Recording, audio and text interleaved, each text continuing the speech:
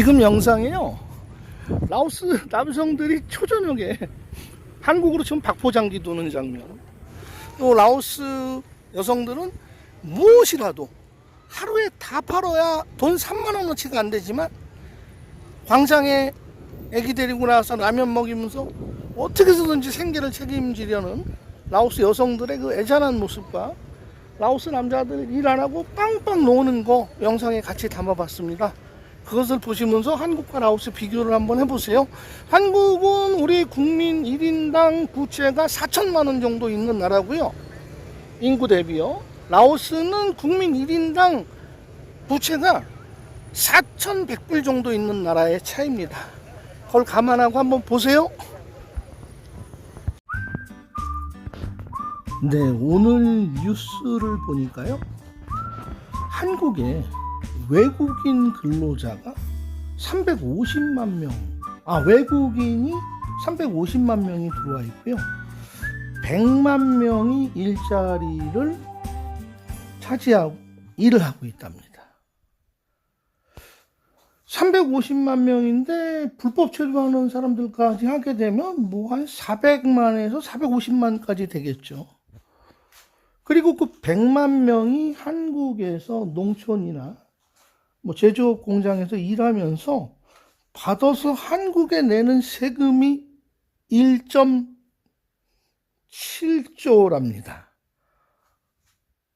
1조 7천억 원의 한국에 세금을 내고 있습니다. 대단하죠? 인구 5,250만 명의 외국인이 지금 350만 정도가 들어와 있고, 100만 명이 한국에서 일을 해서 자국으로 돈을 보내고 가근세나 소득세를 우리나라에 내는 게 1조 7천억 원.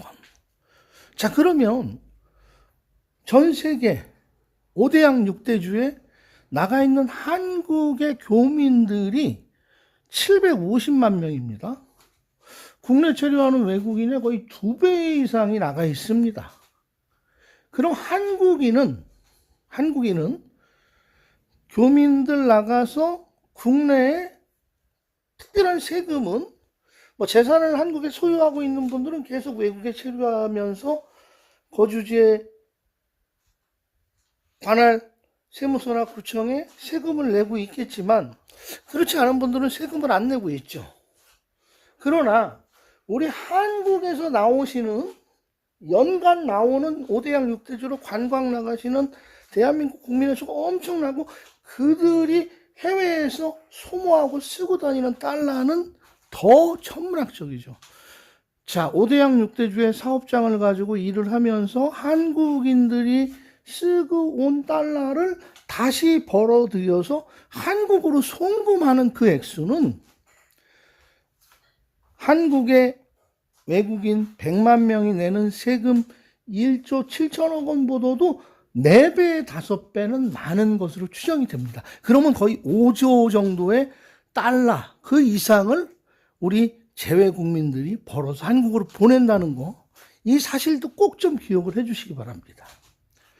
4년이 좀 안 됐죠. 코로나 팬데믹 때 SBS에서 벼랑 끝에 몰린 라오스 비엔티엔 교민의 어려운 점을 보도하면서 국가에서 좀 도와주지 않아야 되겠냐 하는 그것에 나중에 한라친선협회의 오명환 회장님이 도와주시고 SBS에서 시청자님들이 정성껏 보내주신 성금으로 비엔티엔 교민의 한인회에 전달이 돼서 나눔 행사를 한 10여 차례 했었습니다만, 그때 그 영상에 3,700개의 댓글이 달렸는데, 너희가 싫어서 나가고 너희가 대한민국에 세금 안 내면서 개인적으로 어려운 일 당했다고, 코로나 팬데믹 왔다고 SBS는 재외국민 보호해야 되고 도와줘야 된다고 보도하냐? SBS 직원들이 돈 걷어서 보태줘라 라는 댓글이 지배적이었어요.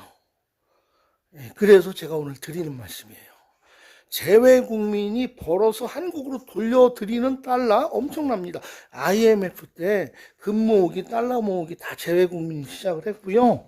한국의 독립운동 그 역사를 봐도 저 북한도에 가셨던 분들 만주에 가셨던 분들, 130여 년 전에 하와이로 갔던 이민 1세대, 그분들이 독립자금 달러 보냈어요. 하와이에서 130년 전에 보낸 달러가 300만 달러였어요. 이승만 대통령 앞으로 보낸 게, 상해 임시정부로 보낸 게, 그런 것도 좀 생각을 해주시고, 외국에 사는 한국인들이 그래도 애국하는 사람들이라는 걸 좀 이해해 주시면 좋겠습니다. 외국에 나와서 산다고 뭐 너희들이 한국 버리고 가놓고 무슨 아쉬운 소리 하냐, 어떻게 국가에 너희들의 목소리를 내냐 하는 그런 국내에 있는 분들의 의견이 많으신 것 같아요. 잘못 알고 계신 거죠. 사실 국가가, 대한민국이 어려울 때 재외 국민이 돕는 그 힘은요, 물질적으로나 정신적으로나 엄청납니다. 우리 비근한 예를 들어서 유대인들만 봐도요, 유대인들은 미국을 점령했고 유럽 각국의 선진국가의 경제, 이탈리 가면 로마, 밀라노의 경제가 유대인들에 의해서 좌지우지 된단 말이에요. 그 유대인들은요, 자기네 자국민이 하는 상점만 이용하고 자기 같은 민족이 운영하는 식당만 가고 마트를 갑니다. 근데 그게 여기 동남아시아에서 보면 중국도 중국인이 하는데 위주로만 갑니다. 뭐 일본은 뭐 더 말할 필요도 없고요. 그래서 우리 대한민국 국민들도요, 국내에 계시던 해외에 계시던 일치하고 하나가 되고, 나라가 어려울 때 돈이 없으면 돈을 모아서라도 보내고, 금도 보내고, 귀한 것들은 마음으로 전달하는 재외국민이 있다는 사실 알아주시면 고맙겠습니다. 이 부분 제가 아주 열이 나서 이야기를 했습니다. 이어서 영상 이어갑니다. 네, 영상 이어서 계속 이야기합니다. 가장 뜨겁게 많이 오는 질문이요, 라오스 한 달 살기 올 때 돈 얼마 갖고 가면은 좋아요? 그래요. 제가 간략하게 짧게 요점 정리해서 말씀드릴게요. 혼자 오셔서 그냥 힐링하고 쉬고 늦잠 자고, 뭐 시내 좀 다니시고, 뭐 현지 택시 이용해서 다니시고, 그러면 콘도 비용하고 드시는 비용하고 뭐 안마 받고 뭐 하는 거 한 달 사는데 1,000불만 갖고 오셔도 됩니다. 1,000불. 그럼 뭐 숙소비하고 식대하고 안마 받고 1,000불이면 한국 돈으로 따지면 요즘 한 140만 원 정도 되겠네요. 그죠? 자, 그리고 두 번째, 와서 나는 한 달 있으면서 유흥업소 밤 유흥을 한 두세 번 가볼게요. 예, 그런 분들은 한 1,800불 정도 갖고 오시면 됩니다. 1,800불 정도. 대강 계산하시면 돼요. 자, 세 번째, 나는 유흥업소 애들은 뭐 하루에 한 달에 20명씩 외박을 나간다고 하니까 저는 그냥 나만의 애인을 한 달 좀 만나가지고 그냥 보금자리에서 그냥 그렇게 지내고 싶어요. 라오스 여성과 둘이서 다니면서 맛있는 거 먹고 경치 좋은 데 가고. 그러면 1번 1,000불 플러스 2번 800불 플러스 1,800불이잖아요. 한 달 애인 구해서 사시면서 그 한 달 사는 애인 용돈도 줘야 되고 같이 써야 되고 뭐 하니까 그거는 한 2,200불 정도 갖고 오시면 됩니다. 자, 그리고 또 물어보세요. 체크카드, 국내 체크카드 가지고 라오스에서 쓰실 수 있냐? 비자나 마스터카드만 가능합니다. 근데 비자나 마스터카드도요, 한국인 업소에 가서 카드 쓰는 것은 안전해요. 오류로 뭐 돈을 더 많이 긁을 이유가 없습니다. 혹시 오류로 실수로 돈이 더 많이 청구돼서 나오면 한국 가서 한국 업체 사장님한테 전화하면 바로 죄송합니다 하고 실수했네요 하고 한국으로 온라인 송금 바로 해줍니다. 한국 계좌로. 근데 카드를 갖고 오셔서 라오스 현지 업체, 로컬 업체들을 다니시면서 만약에 카드를 긁었는데 의도적으로 막 더 긁어버려요. 더 긁어버리고 나중에 한국 가서 한 달 후에 돈이 나왔는데 엄청나게 나와요. 그건 대책이 없어요.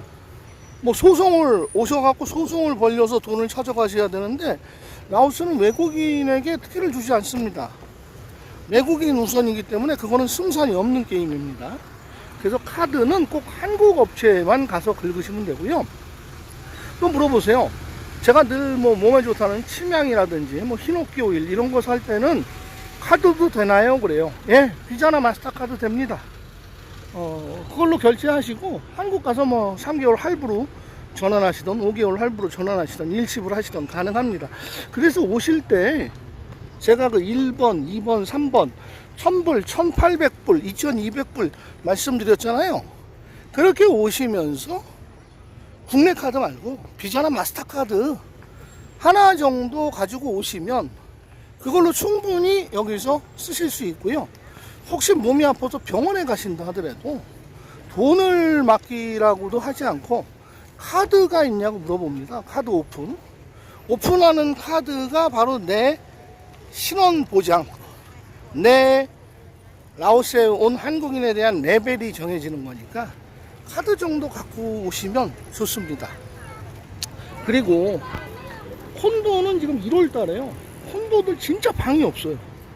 특히 혼신원, 엄마네 마트, 저 사는 곳 기준으로 해서 웬만한 콘도는 지금 방이 없어요. 300불, 400불, 500불짜리 방이 거의 다 풀이고요. 외곽에는 있는데 외곽도 뭐 300불, 400불, 500불 합니다. 조금 넓으면 500불 하고. 그래서 오실 때 항공권도 미리 구입하시는 게 중요하지만 숙소 예약도 정확히 하셔야 돼요.